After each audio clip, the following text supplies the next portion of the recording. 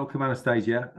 It's a huge privilege to speak to you as part of our Founders in Focus series today. Thank you so much for having me, Tom. No, absolutely, absolute privilege. I just wanted to draw people's attention to the fact that I think I'm right in saying that the BBC recently named you to their list of the 100 most influential and change-orientated women on the planet. So it's a great honor to talk to you about your background, how you got here, and also the work that you're undertaking with Regrow. So thank you for joining us. No, thank you again for having me, and I'm privileged to represent the work that our team is doing in the space, and I'm very happy to talk about it so that more people learn and potentially join us in the cause.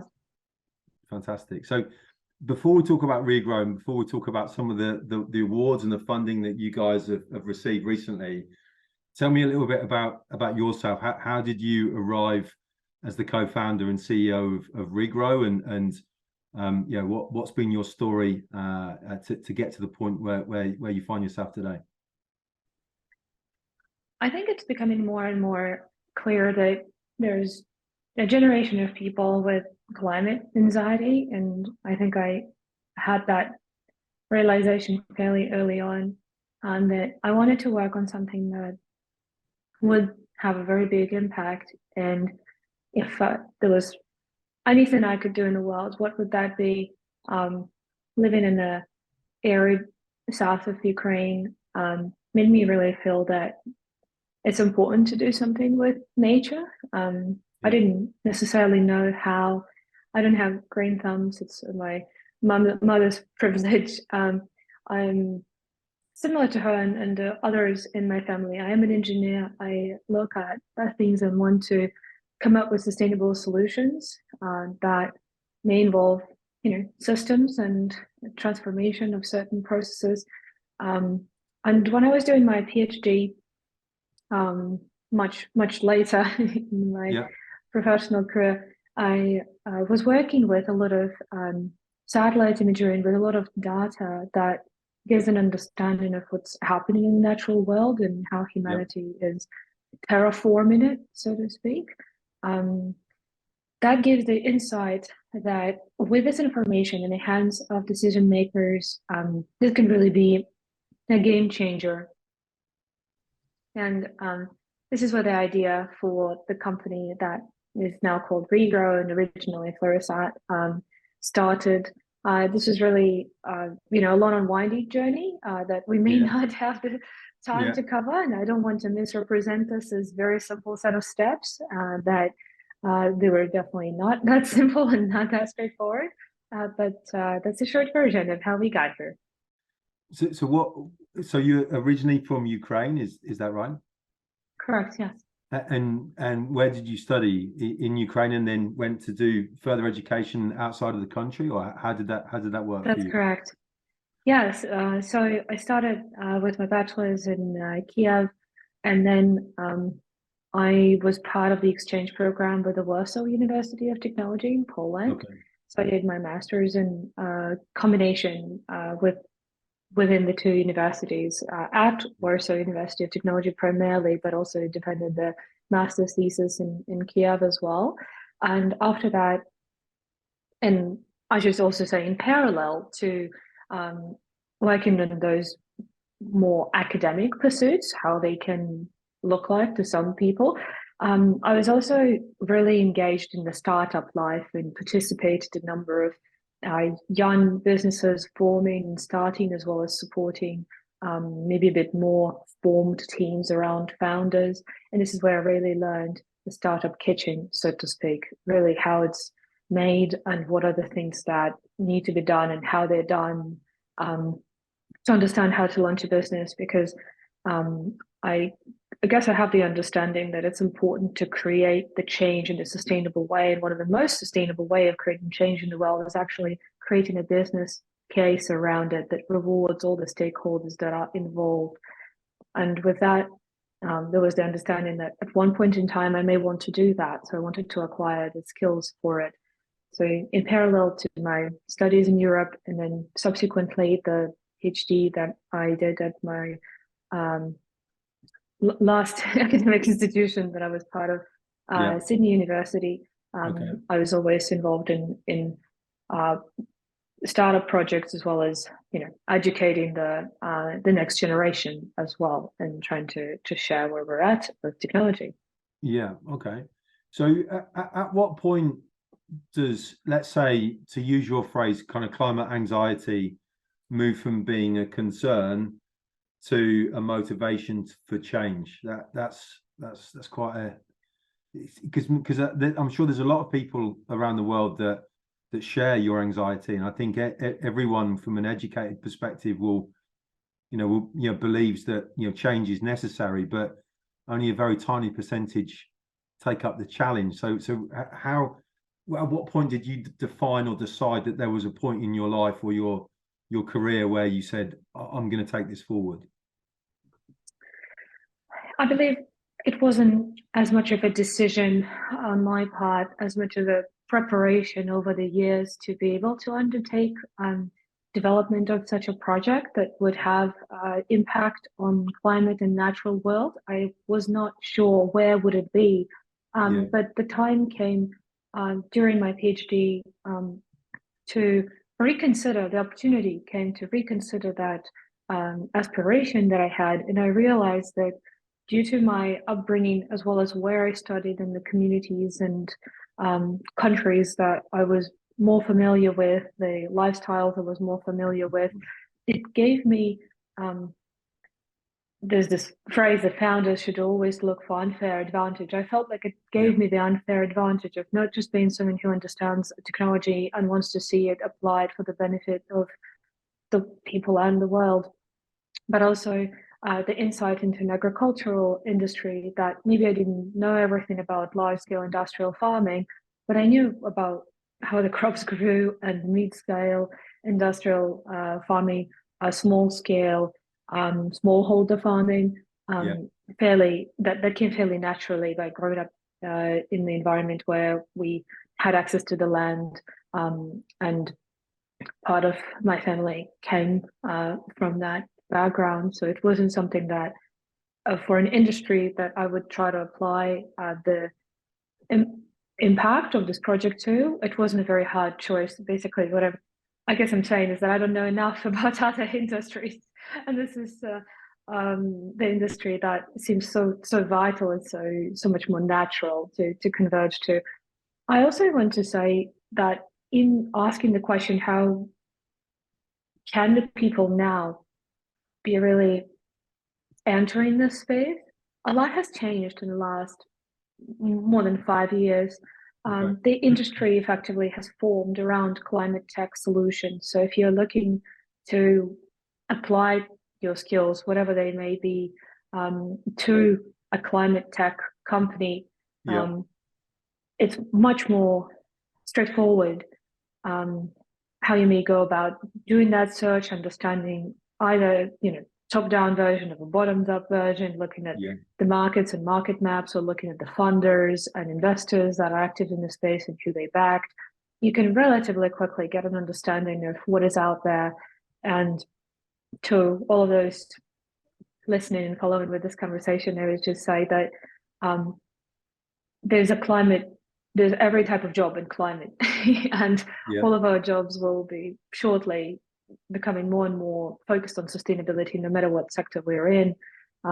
So there's a misconception. There's just some very specific set of jobs in climate that only apply to climate. Whilst actually, you can be a marketer, you can be a software engineer, you can be a product manager. Yes, in some cases, it's beneficial to have industry knowledge or understanding of the customer group that we're serving, but largely the same best practices in, say, building software or rolling out the solutions in a go-to-market sense. Those same best practices apply no matter what industry you're in. It's a really good point. And the way you presented there, I do think that some of the most, let's call people the most accomplished founders and the people that have the most success are the people that dedicate to that kind of lifetime learning, or the focus on lifetime learning. And the way you presented there, I think from the outside looking in, many people perhaps wrongly assume that founders in the space have got a kind of or profess to be experts, in a particular sector. And as you've just described from a large scale agriculture perspective, I guess from your point of view, even in the work that you do, you're still learning, and it's something which I think resonates with a lot of people, that actually being humble and being able to be open-minded and dedicate to that kind of the thought process of always you're improving and learning the customer and the problem and what solutions are perhaps most impactful. I think is something that many people take from conversations of this type. Absolutely. And I think the sheer dedication to a problem and the passion to find a solution to that problem within whatever market or industry this may apply, this may already earn someone the time of the people who encounter that problem on a daily or weekly basis. And it would be just incredible for them to see someone coming in and wanting to apply their time, their efforts, their intellectual abilities to solving this problem that seemingly may have nothing to do with their own day to day. And I think people may underestimate how important that is to really be dedicated to a space, to serving the people that are encountering those problems and really figuring out whatever is the best way. And we're always going to come up with better ways to solve the existential problems that we have. So yeah, that approach can, I think, definitely help, as well as reduce the barrier of entry into this space. Interesting. So Regrow, so how long have you guys been established? For over 6 years now as a company, since the founding. And from my understanding and research, that you guys were, I think, two organizations, and there's been an acquisition along the way. Could you tell me a little bit about how those two companies came together, and I guess the fit, the natural fit that those two brands combine? When the company, which is now part of Regrow, that I started, worked on a number of agronomic decision support problems, and looked to bring more of a sustainability lens quite directly into that decision support tooling. Okay. We discovered that there were partners like the company that my co-founder Bill Salas has started, Dagon, and that they approached that problem not from the agronomic field forward point of view, but really of a landscape top-down point of view, and specifically looked at it more through the lens of sustainability than the agronomic decisions. Okay. Ultimately, that language of agronomic practices unites both paths, but being able to look at profitability and sustainability jointly allows us to think of truly a sustainable transition to a more resilient agricultural production that fits both the planetary boundaries and needs, as well as supports the livelihoods of those who farm. So when we discovered that synergy and that we were building in the direction of each other, we had the realization that it would be a lot wiser and more efficient and more capital efficient, and just from the climate action standpoint, we don't have much time, but if we join forces, this is something that we can truly accomplish and achieve better together. We truly had a synergy of 1 + 1 = more than 2, at least 3, when we have merged the two companies together. And in coming together, I believe the fact that the values were so aligned and the mission and the goal was so clear, this really had allowed us to navigate the acquisition with minimal challenges. And of course, there were still adaptations that needed to be made on either side to become one Regrow.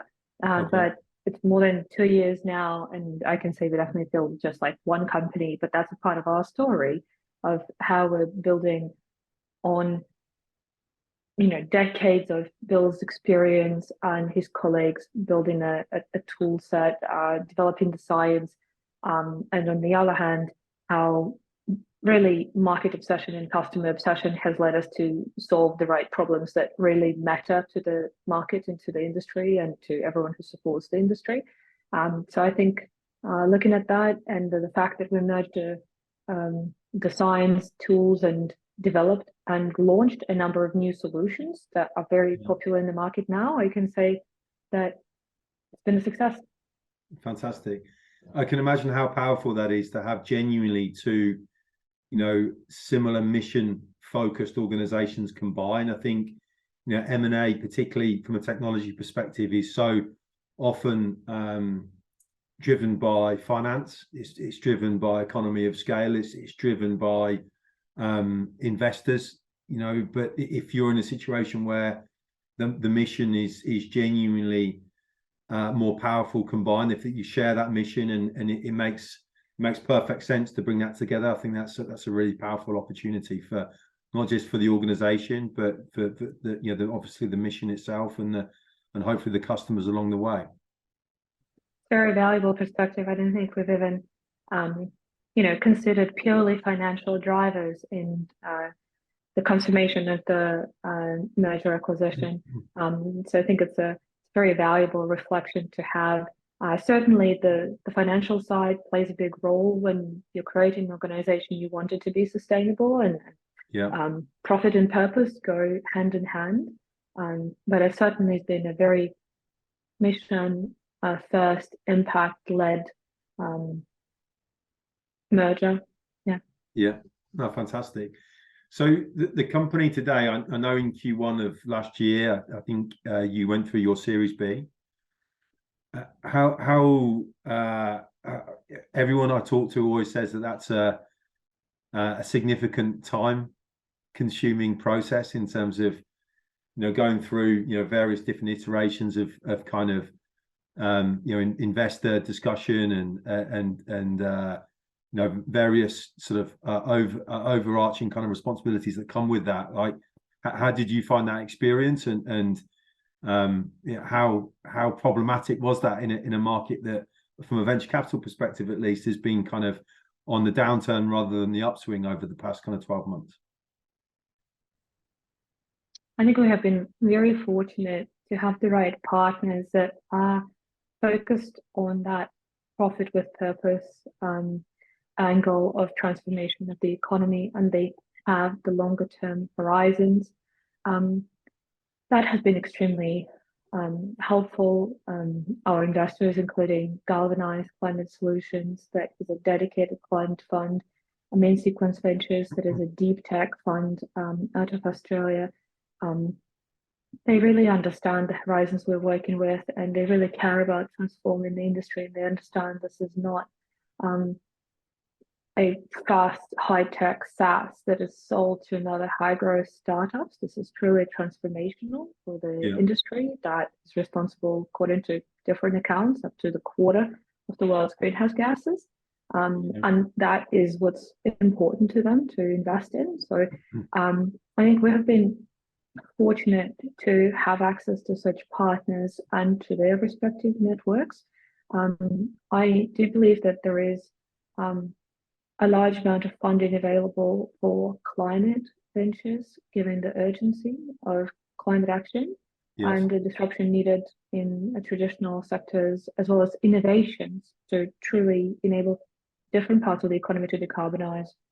So I don't believe that the founders would, with great ideas and good ideas about business models and traction, would encounter huge challenges in attracting that kind of finance.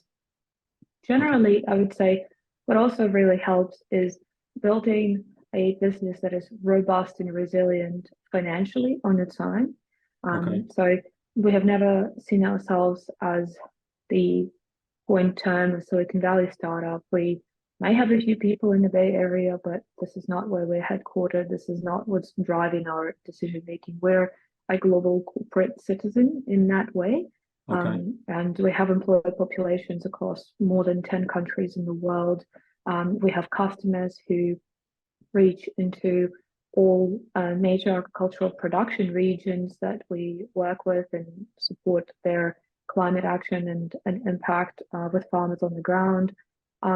When you're driving the business from that place of resilience, robustness, capital efficiency, in economic environments like now, that this really starts to stand out of how you've achieved what you've achieved and what are the processes that you've been fueling it by.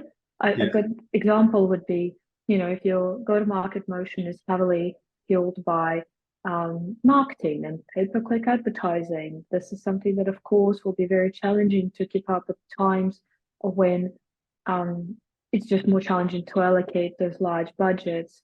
But if you have a completely different motion that is a combination of the word of mouth and customer champions and industry leadership, we don't spend, a dime on that type of advertising. So we have a different approach to the market and how we want to grow, and we want to genuinely lead with execution, and for that execution to bring us more partners and more customers. And those things start to matter very, very much when we enter the economic environment that doesn't encourage burning cash at the highest rate possible. Yeah, no, I can imagine it's as we said a moment ago, the mission is different, right? So it's important that I guess people, customers, and the ecosystem around the organization understands that. As I understand it, coming into this discussion, Regrow as an organization helps farmers to change their practice and to evolve the way in which they grow crops globally, but also, from my understanding, you help the supply chain, so you help retailers to improve their practice as well. If we dive into that, like how do you that's because I imagine that's two pretty different processes, right? So growing crops and selling crops are two wholly different scenarios. So how does Regrow impact both sides of the equation there? We definitely have a holistic go-to-market strategy, and we're completely dedicated, as anyone can see from the values on our website. We're completely dedicated to this industry, agriculture and food, and the value chain initiatives is our bread and butter. So we see the place where agriculture can play a massive role in making itself more resilient through adoption of regenerative practices at scale. And each part of the supply chain plays a unique role in enabling that transformation. Can I ask a question? Absolutely. So when we talk about regenerative practices, if someone were to meet Regrow and yourself and your principles for the first time, what would be a regenerative practice? What does that actually mean?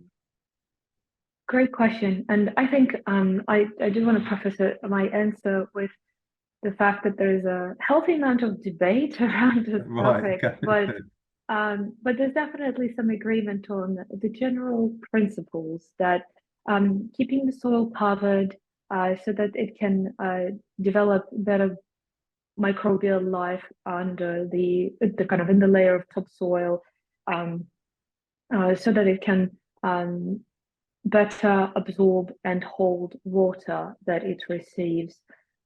So maybe it's easier to describe not every principle of regenerative, but just one use case where if we look at two different systems, I think it becomes obvious how these principles play out. So if we are looking at a conventional farming system, we're probably only looking at a system that has a few crops in rotation. So every year there's one of two or three crops. So this is close to being a monoculture. And the soil and the soil microbial life doesn't receive the diverse amount of nutrients, as well as is not quite as vibrant and resilient as it can be if, for example, someone is growing more crop types Understood. on their Yeah. fields in rotation. So rotational diversity is what this would be called, and that diversity leads to all sorts of biodiversity within the soil, above the soil, to the animals on the land. You know, of course, if soil is healthier, there's more earthworms, there's more birds, there is healthier habitats. And sometimes we need to pay attention to deliberately planting or establishing those habitats if they don't have otherwise the opportunity to maybe have nesting places, etc. Because farming landscape is a landscape, and without being deliberate about reintegration of biodiversity, can be challenging to maintain the numbers of species. Another approach would be if you're looking at the land that is plowed extensively multiple times a year, it exposes and turns the soil over, which effectively prevents those microbial life and organisms to develop in the layer of topsoil quite as vigorously as they could. Okay.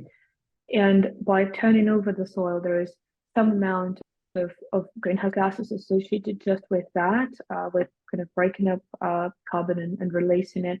If the soil, through the process of being plowed, cannot develop very good texture and structure, what happens is that if it can receive too much rain, it's not going to be able to actually hold it within the column of soil, say a meter down. It'll be a lot more likely to wash off, and if the topsoil contains any residual farming inputs like fertilizer that can end up in the fresh water, then situations like algae bloom in lakes can be caused. So these are just a few patterns that regenerative agriculture is looking to come back to more traditional methods of farming and re-incentivize them within the more conventional system that we have now. And a lot of farmers around the world are already doing those practices because there's no other way of farming. And once the no-till farming was enabled through the farming machinery of being able to directly seed crops into the ground without turning the soil over, this is the innovation that really got very high rates of adoption in Canada, in Australia, where water holding capacity of the soil is very constrained, and you need to do everything you possibly can to increase it. So I certainly want to highlight that agricultural industry has a long history of adopting these practices, understanding them, using them.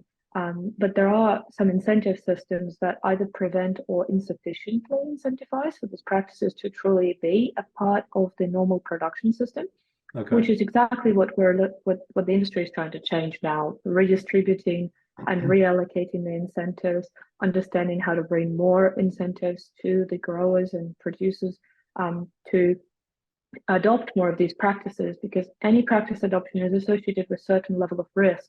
You've been doing things for a certain time in a certain way, you know that your risk is protected. You have maybe crop insurance from government. And so if you start playing with the elements in that system, knowing that long term, it will most likely lead to a positive result and to resilience of that farmland for future generations, which is extremely important for farming communities and for communities that are formed rurally around those farms. There's a lot of impetus and incentive and interest in doing that, but certainly getting that finance to de-risk the transition is where the industry is at, and clear indication that if you adopt those practices, you can access the incentives. This is definitely a change we've seen in the last few years. That's learning for me, because I think it's a relatively well-known stat with regard to the amount of greenhouse gas produced by livestock, but I was unaware actually of you know, the amount of potential greenhouse emissions from crop growth. I wasn't aware that was a significant problem or a significant output. So that's really interesting. And these things fit into each other as well, right? Because livestock ultimately consumes those crops, and it's all a supply chain on its own. Understood. So when you move then into the supply chain and you think about, you know, retail partners and retail customers, how does Regrow impact or improve their practice? Because what you've just described to me seems relatively focused around agricultural best practice, whereas I imagine that the retail best practice looks a lot different. And it really matters here how we define retail and what retail we are talking about, because Okay. there's two types of retail in just agriculture food supply chain alone. Okay. You can call retailers the grocery stores, Yes. those that distribute the We all produce. know. Right. So those are the types of retailers we can talk about. And also farmers have their own retailers, their own versions of Walmart and Target and Costco, where they get inputs for the farm and the advice on what inputs to apply where, on the adoption of novel bio-based inputs is a really big trend. So for us, we actually work with both sides of the equation and the absolutely opposite ends of the supply chain. But I want to talk about those in between as well. So food manufacturers is a very large category Okay. of our customers, and those traders, aggregators, and processors that they work with that effectively collect the commodity from the farmers, process it in a certain way, and provide ingredients for the food to food manufacturers. We see a lot of activity in that part of the sector because often these are name brand companies that have their brands and logos on boxes and supermarket shelves, and they're very highly visible both to the consumer population as well as to their investors. And they also have a very high level of awareness that supply chain could be very fragile, and it can become even more fragile the more time we take to constrain the climate change effects. Yes. And by investing into the transformation on the farm into more resilient, long-term, regeneratively grown production system, it can also be a livestock production system, of course, as well. Those investments help de-risk their business long term, because if they're not able to source primary commodities or the ingredients for their foods, this ultimately, of course, will lead to effects like what we briefly saw at the beginning of COVID-19, where it's empty shelves and the supply chains are not able to support the demand. And nobody really wants to be in that situation. It's not good for the economy, it's not good for the consumer, it's not good for the business. So that's just giving you a glimpse into how we work with different stakeholders across the supply chain, because everyone has the role in this transformation. So we would offer them different solutions that effectively aggregate the data and present it in a way that's relevant for their businesses and helps them understand what is the level of their contribution into the system, as well as what are the prioritized kind of action items to really get going with climate action and investment in their supply sheds. Really interesting. So thank you for that. That's made it a lot more clear in my mind in terms of how you guys operate. From a point of view of the mission of the business, how much of that is around the technology that you guys are producing versus best practice that you're espousing, if that's the right word? Like, what's the how much, if you were to sort of look at the layer cake of kind of focus that you guys would have, what would be the kind of the largest sort of your mission that you guys have? Where do you spend your time on the tech or on education, so to speak, of better practices? Great question. These pieces of advice and recommendation for practices adoption and the software to implement it are directly and completely interlinked. And this simply depends on where we spend time based on the customer journey that a particular company or a stakeholder in the supply chain may be on. So maybe they're very well aware of the greenhouse gas footprint already, and they're looking to get more detailed, accurate, specific, and dynamic footprint in data that they can report on an annual basis by deriving it from effectively primary or secondary data that exists in the market. Of course, there's no compromises on privacy and things like that, because one is a complete aggregate and farmers get their own data. Maximum, there's some level of benchmarking that looks across when it's interesting for the farmers to compare themselves. But the regenerative practices and understanding of prioritization of practices is a part and parcel of the action plan that our software would recommend. And so we look at those in two ways. On one hand, with our larger corporate customers, we look at the climate action arc, at the footprint, understanding the prioritization of supply sheds and commodities or ingredients that they source, and giving them the understanding of what is the percentage reduction of those emissions that they can aspire to achieve through the action of adopting regenerative agriculture within their supply chain and through partnership with their suppliers. And the bottoms-up version of that would be, once the project is ready and a brand or supply chain partner underwrites it, it gets rolled out to the farmers in their supply sheds, and the farmer then sees it at a very granular level. Here is the historical data for your farm. Here is part that we collected from third-party sources. Here's part that the producer provided themselves. Hopefully those align as well as they can. And then we help them to see different scenarios. If you adopt these practices that maybe are easier for you to adopt, this is the outcome you should expect. And we enable the conversation that a producer has with their advisors locally, the people who understand the local agronomic context, the way that maybe the most sophisticated simulation set is not able to, or socio-economic context of, can we afford to buy this implementer? Do we have the relationship to do it? Do we have a cooperative who can do this for us? How much do I have to learn about this? Do I have someone to operate it?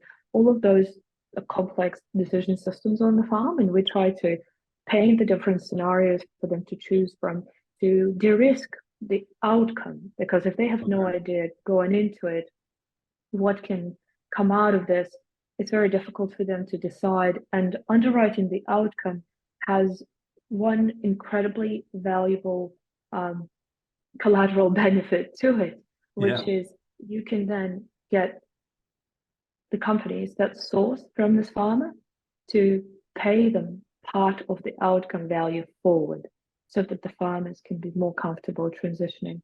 And that is really how we're seeing the unlock of the transformation happen. Interesting. So I'm guessing it's science and technology based, and that then informs best practice and informs the change. And I can see how powerful that could be. Exactly. So from a Regrow point of view, obviously we touched on earlier that you've had a relatively significant round of funding in Q2. How post that funding, what do you intend to use that investment for, and what kind of path is the organization on today? What and moving into what the future looks like for Regrow as an organization forward from this point? What we're utilizing the funding from Series B for is international expansion, pursuing the impact and the mission of our organization. The expansion is along several dimensions. It can be a geographical expansion of opening up the availability of our software in new markets for our customers and local communities. On the other hand, it can be covering additional supply chains. So we've recently made an announcement with a partner company, AgriWeb, that we started a joint opportunity of working in the livestock sector together. This is something that previously Regrow has not directly played in, but our base of many years of R&D and now the willingness of the sector to collaborate, as well as availability of the data, enabled us to grow into those supply chains. So together, those two things, plus, of course, continuing to broaden and deepen our core software suite so that it is a comprehensive solution for what the customers are looking for when they're thinking about agricultural footprint, abatement, investment into core value chain programs. Those are the dimensions that keep us busy. And what about things like the growth of the organization? I know that you guys have got some people in California, as you've spoken about. What are the kind of the growth points geographically that perhaps that you feel are most appropriate for the organization at this time, in terms of maybe where you add an incremental value in places where or markets that you're not already focusing on? What we're looking at is more bolstering and doubling down on the bets that we're seeing coming through with good return. So prior to Series B, we'd already entered a number of new markets as a market development and scoping exercises. Those markets themselves had a lot of conducive regulation improved or changes in government that we're doubling down on. Right. And so Brazil, Europe, Australia all have either elected a government that is very pro climate action or has put forward policies like Green Deal. Australia has reviewed its approach to development of climate projects Yes. on the ground to allow more scalable applications of technologies like ours. So this is where we are doubling down on, and of course it comes hand in hand with the more traction and demand we're seeing in the market. We respond with bolstering our team in those regions. Okay. Tell me, like, in a kind of summary, the culture that you guys have internally within the organization. If I was a Regrow employee, what would my day-to-day experience be, and what do you expect of the team in a similar way? Great question. First of all, I would describe at a high level us as relentless crowd, as a relentless drive. We all are united by the desire to change the climate trajectory and the future of agriculture to be more sustainable. If I look at employee engagement surveys and see what comes through in those, in the words of regrowers themselves, they perceive the company as very high collaborative, challenging, but also high care culture. And those are the elements with which I believe we approach our work. We understand that this challenge is grand, but if people are like us who really deeply care about it and have the complementary industry knowledge or enablement technology and science knowledge and work on it together, then how are these problems that are going to be solved?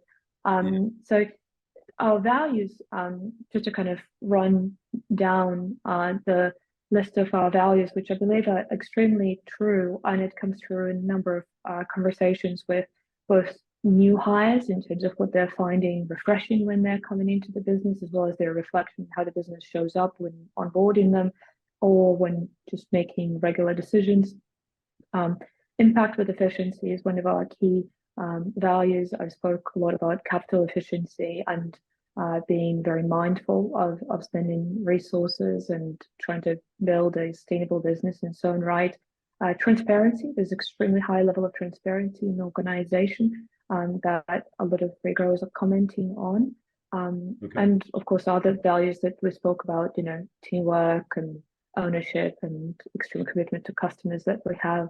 So that's what someone could expect from Regrow, from working with us, working inside or outside with interacting with the company. Fantastic. What about from a customer perspective? If you think about the organizations that you've been engaging, like how many customers does the organization, how many customers do Regrow have today, and how geographically dispersed are your network of partners and customers today? We have different size customers. We work with some of the largest food and ag brands in the supply chain. So we work with quite a considerable and formidable group of those. They of course hold an outsized access and percentage of supply chain access, which is fantastic. Apart from those whale enterprise customers that we have with whom we're leading the market transformation together, Yeah.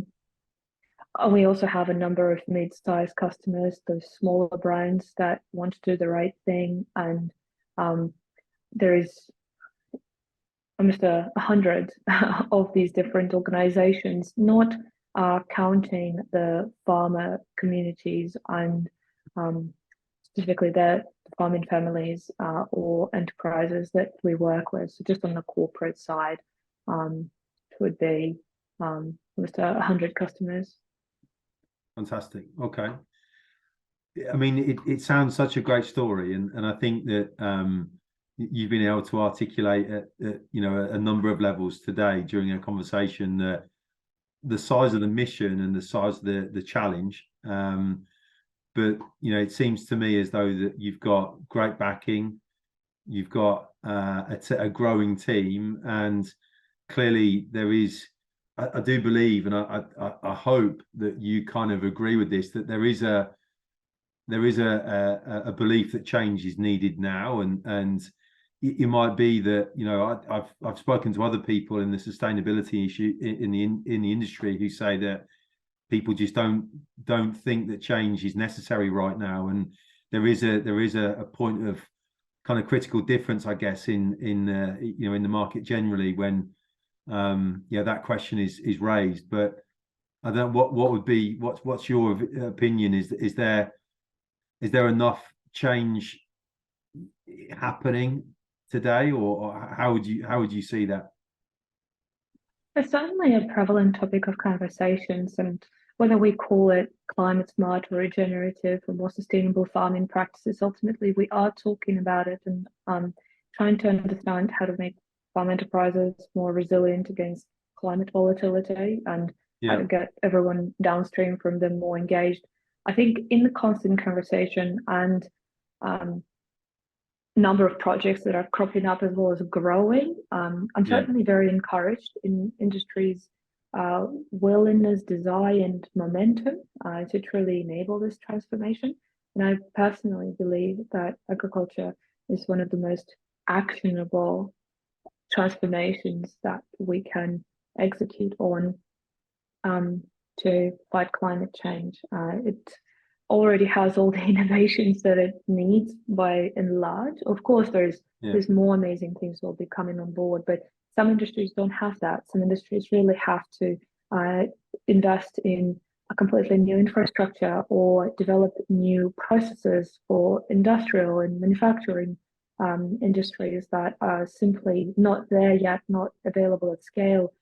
Agriculture, through this system of incentives and education and emphasis on the importance of these practices and trends of climate change and resilience against it, will lead the climate action transformation amongst other industries. Well, it's a huge mission and one that I'm really thankful that you've taken the time to share with us today, because looking from the outside in, it's a huge challenge, but it sounds that it's one that's in safe hands with you and the Regrow team. We surely hope so, and we hope that's the case, and tirelessly work on it every day. Thank you for joining us today, Anastasia. Thank you for having me.